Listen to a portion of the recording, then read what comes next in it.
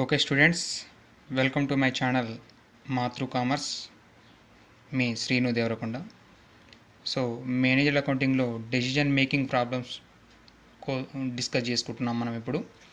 So decision making problems discuss చేసుకున్నాం కాబట్టి అందులో భాగంగా మీకు పేజీ నెంబర్ C12లో ప్రాబ్లం నెంబర్ 5th వన్ చూడండి. ఒకసారి ఎక్స్ప్లెయిన్ చేస్తాను. So problem number 5th one చూడండి. The cost of manufacturing of 8,000 units of X product is given below. Direct material 8,000 rupees, direct labor 64,000 rupees, variable overheads 32,000 rupees, fixed overheads 40,000 rupees. Fixed overhead is inclusive of 24,000 rupees that continues regardless of the decision. The same product is available in the market for 16 rupees per unit.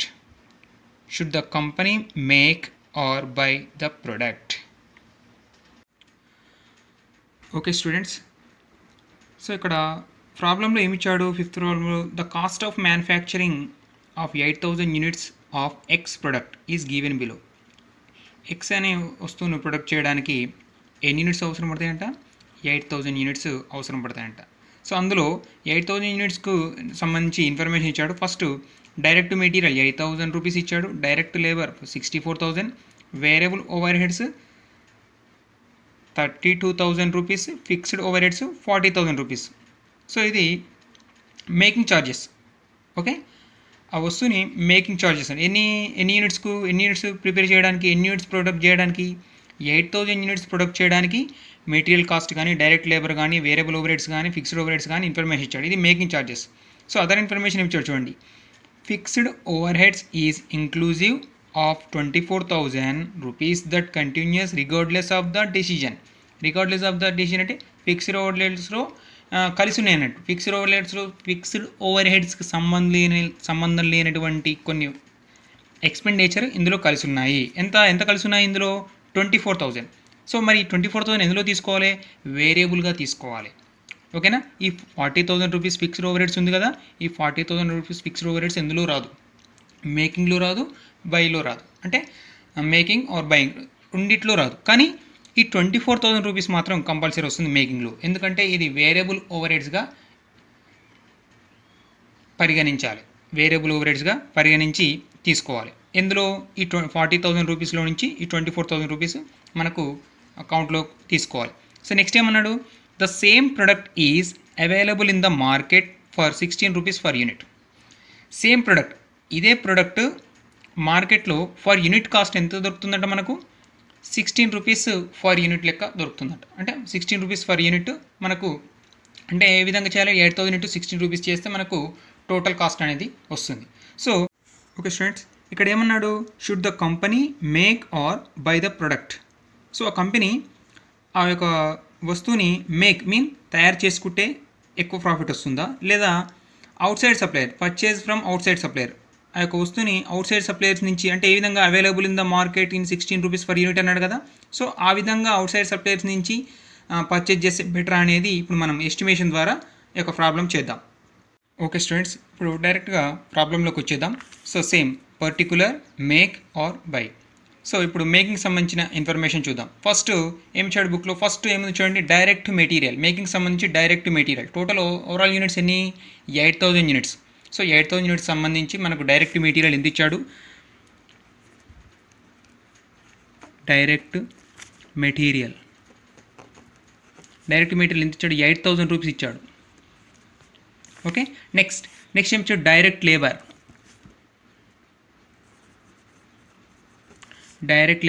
64,000 rupees. Next ఏం ఇచ్చాడు? Variable over heads 32,000 rupees. ఓకేనా? Next ఇందులో fixed expenses ఇచ్చాడు. So fixed expenses ఎంత ఇచ్చాడు? 40,000 rupees ఇచ్చాడు. So fixed expenses అనేది మేకింగ్లో కానీ బయ్యింగ్లో కానీ సేమ్ ఉంటుంది కాబట్టి ఇందులో తీసుకోవడం జరగదు. కానీ ఇందులో ఒకటి ఇచ్చాడు. ఏమి ఇచ్చాడు? Fixed over heads inclusive of 24,000. Fixed over head సంబంధం లేనివి ఇందులో 40,000లో ఎంత కలిసి ఉన్నాయి, ఎంత అమౌంట్ కలిసి ఉంది, 24,000 అమౌంట్ అనేది ఇందులో కలిసి ఉంది. కాబట్టి అందులో వేరియబుల్ ఓవర్ హెడ్స్గా దాన్ని కౌంట్లోకి తీసుకోవాలి. సో ఇందులో ఫిక్స్డ్ ఓవర్ హెడ్స్ దీన్ని ఏ విధంగా రాసుకోవాలంటే ఫిక్స్డ్ ఓవర్ హెడ్స్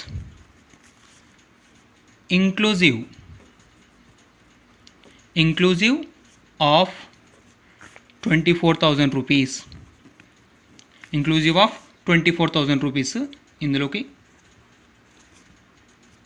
తీసుకోవాలి. సో రిమైనింగ్ ఎంత ఉంటుంది, 16,000. రిమైనింగ్ 16,000 అనేది ఫిక్స్డ్ కాస్ట్ కింద మనం కౌంట్లోకి తీసుకోవాలి. ఫిక్స్డ్ కాస్ట్ అనేది ఇందులో రాదు.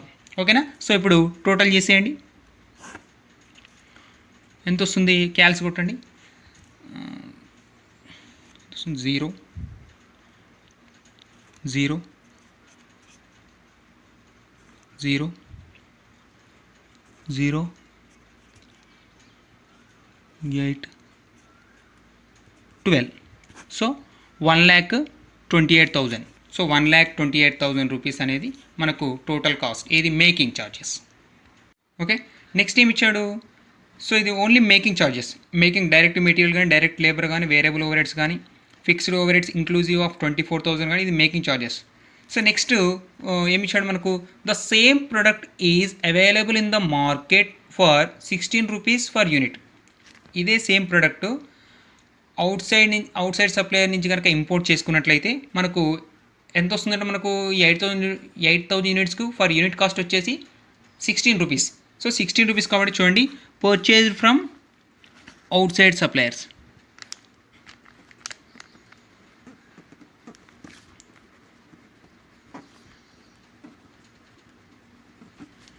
Out side suppliers. సో ఎంత వస్తుంది మనకు, how many units total, 8,000 units into 16. So 8,000 into 16 చేస్తే ఎంత వస్తుంది మనకు, క్యాల్కులేట్ ఒకసారి, 1,28,000 రూపీస్ వస్తుందండి. 1,28,000 రూపీస్ వస్తుంది. 1,28,000 rupees.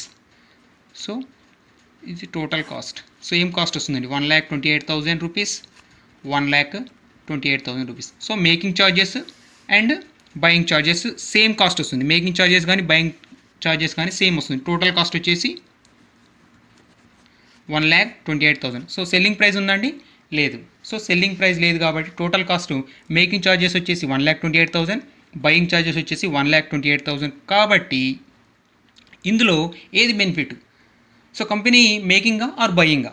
So making or buying అంటే the company should make the product. కంపల్సరీగా ఆ యొక్క ప్రోడక్ట్ని తయారు చేసుకోవడం కంపెనీకి ప్రాఫిట్. ఎందుకంటే బయట నుంచి పర్చేజ్ చేస్తున్నప్పుడు కంపల్సరీగా కంపెనీకి ఎంతో కొంత ప్రాఫిట్ వస్తే, ఎంతో కొంత బెనిఫిట్ ఉంటే తప్ప బయట నుంచి ఆ యొక్క